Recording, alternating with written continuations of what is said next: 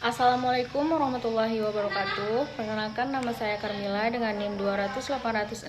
Di sini saya akan membacakan tentang persebaran dan pemanfaatan sumber daya alam.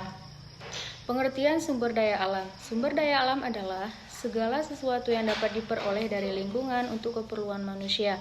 Beberapa sumber daya alam seperti udara dan tumbuhan yang dapat dimakan langsung kita peroleh. Tetapi sumber daya alam lain seperti bahan bakar minyak, BBM, besi, air, tanah, ikan, dan binatang buruan tidak dapat langsung kita peroleh. Barang kebutuhan ini baru menjadi sumber daya setelah manusia menggunakan pengetahuan dan teknologi untuk mencarinya, memproses dan mengubah menjadi bentuk yang dapat dimanfaatkan. Tri Haryanto dan Winarti 2009. Sumber daya alam yang dapat diperbaharui. Sumber daya alam yang dapat diperbaharui memiliki sifat terus-menerus tersedia dan dapat diperbaharui, baik oleh alam itu sendiri maupun dengan bantuan manusia, misalnya kesuburan tanah. Meskipun demikian, penggunaan sumber daya alam jenis ini harus diperhatikan sebaik mungkin, karena kesalahan dalam memanfaatkan sumber daya alam yang dapat diperbaharui ini dapat mengakibatkan kerugian. Misalnya, terjadi pencemaran tanah akan mengakibatkan hilangnya manfaat yang dapat diperoleh dari tanah tersebut. Berikut ini contoh sumber daya alam yang dapat diperbaharui. Yang pertama, udara, air, tanaman pangan, biomasa kayu, hutan, hewan, tanah. Sumber daya alam yang tidak dapat diperbaharui. Pengertian sumber daya alam yang tidak dapat diperbaharui adalah sumber daya alam yang jika habis maka tidak dapat tersedia dalam waktu yang singkat. Perlu jutaan tahun agar bisa dibentuk atau dihasilkan kembali. Penggunaan sumber daya alam ini sangat cepat, sementara proses tersedia kembalinya sangatlah lambat. Karena proses pembentukannya yang panjang, bukan tak mungkin sumber daya alam yang tidak dapat diperbaharui ini pada akhirnya akan habis. Padahal ketergantungan kita pada sumber daya alam yang satu ini cukup tinggi. Nah, gimana? Contoh sumber daya alam yang tidak dapat diperbaharui adalah bahan tambang seperti logam, minyak bumi, batu bara, penghasil bahan bakar, dan sebagainya. Berikut contoh sumber daya alam yang tidak dapat diperbaharui seperti aluminium, batu bara, emas, besi, mineral, material radioaktif atau nuklir, minyak bumi, intan, air akuifer, bahan bakar fosil. Persebaran sumber daya alam di Indonesia. Faktor yang mempengaruhi penyebaran sumber daya alam di Indonesia. Yang pertama, erupsi adalah Pasifik dan Indo-Australia yang memungkinkan terbentuknya faktor geologis. Indonesia merupakan pertemuan tiga lempeng aktif dunia, berbagai macam mineral tambang di bawah bumi.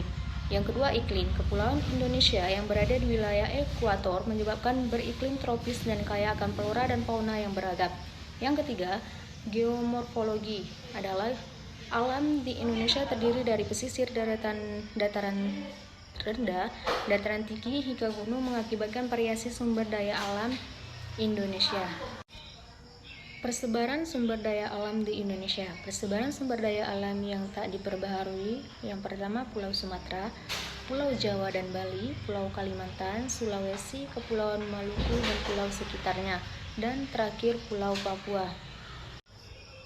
Pemanfaatan sumber daya alam berdasarkan prinsip ekofisiensi. Pemanfaatan sumber daya alam berdasarkan prinsip ekoefisiensi. Yang pertama, menghemat sumber daya alam yang digunakan. Yang kedua, menggunakan semua sumber daya alam yang dihasilkan dalam proses energi atau industri. Yang ketiga, proses penambangan sumber daya alam tidak menimbulkan kerusakan lingkungan. Yang keempat, sumber daya alam yang ditambang dapat digunakan dalam jangka waktu yang lama. Yang terakhir, proses penggunaan sumber daya alam tidak menimbulkan eutrofi atau limbah. Pemanfaatan sumber daya alam berdasarkan prinsip ekofisiensi. Manfaat sumber daya alam antara lain: yang pertama, sumber energi dan bahan bakar, contoh minyak bumi.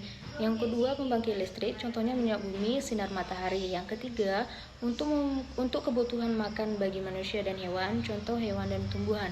Yang keempat, untuk menjaga kelestarian dan keseimbangan alam. Yang kelima, menyuplai oksigen tumbuhan.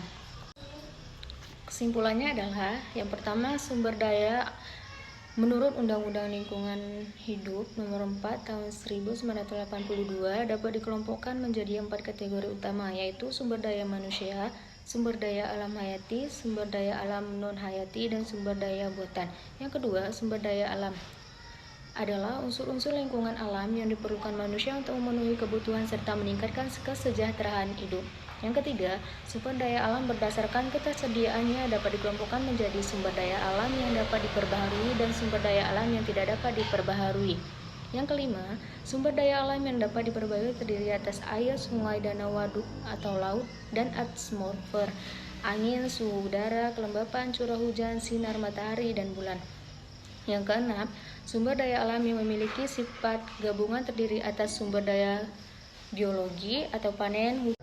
Yang ketujuh, pengelolaan sumber daya alam yang berwawasan lingkungan adalah pengelolaan sumber daya alam yang tidak menimbulkan kerusakan atau kerugian. Yang terakhir, pengelolaan sumber daya alam berkelanjutan adalah pengelolaan sumber daya alam yang dapat menjamin terpenuhinya kebutuhan manusia dan penduduk saat ini, tanpa mengurangi potensinya dalam memenuhi kebutuhan manusia di masa yang akan datang. Mungkin hanya ini yang dapat saya sampaikan, lebih dan kurang saya mohon maaf. Wabillahi taufiq wal hidayah. Assalamualaikum warahmatullahi wabarakatuh.